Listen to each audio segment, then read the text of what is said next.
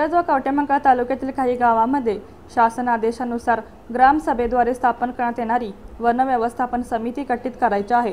मात्र आदेशाचे पालन न करता वन विभागाकडून निधी खर्च करण्यात आलेला आहे। जवळपास 2,88 लाख रुपयाचा हा निधी वन विभागाकडून गावातून खर्च करण्यात आला आहे। याबाबत उच्च न्यायालयाने चौकशीचे आदेश दिले असून यामध्ये दोषी संबंधितांवर कारवाईचे आदेश दिले आहेत, अशी माहिती सामाजिक कार्यकर्ते सुरेश भोसले हराळे यांनी दिली आहे। याबाबत अधिक माहिती अशी की एप्रिल 2003 या शासन निर्णयानुसार ग्रामपंचायत अंतर्गत संयुक्त वनव्यवस्थापन समित्या ग्रामसभेद्वारे गठीत करावयाच्या आहेत।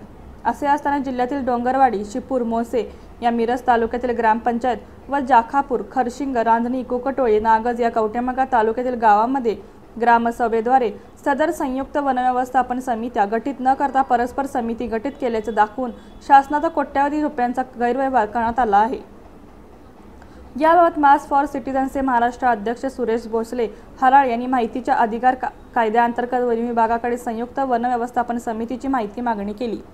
सन 2003 ते सन 2013-14 अखेर समिती गठीत केली आहे, असे कागदपत्र दाखवण्यात आले असून यानुसार शासनाकडून आलेला 2,88 लाख रुपये निधी खर्च करण्यात आला आहे।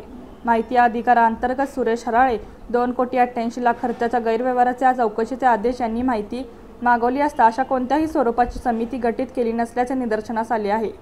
यामुळे 2003 ते 2013-14 जो निधी खर्च झाला यावर सुरेश हराळे यांनी उच्च न्यायालयात तक्रार दाखल केली होती। सदर तक्रारीची दखल घेऊन 18 मार्च 2025 रोजी उच्च न्यायालयाचे न्यायाधीश जी.एस. कुलकर्णी व अद्वैत एम. सेठनाजी यांनी रीट पिटिशनमध्ये नमूद तक्रारीचा गांभीर्याने विचार करून तक्रारी अर्जाची चौकशी 6 आठवड्याच्या आत करून कायद्यातील तरतुदीनुसार योग्य ते आदेश पारित करणे याबाबतचे निर्देश देण्यात आले आहेत।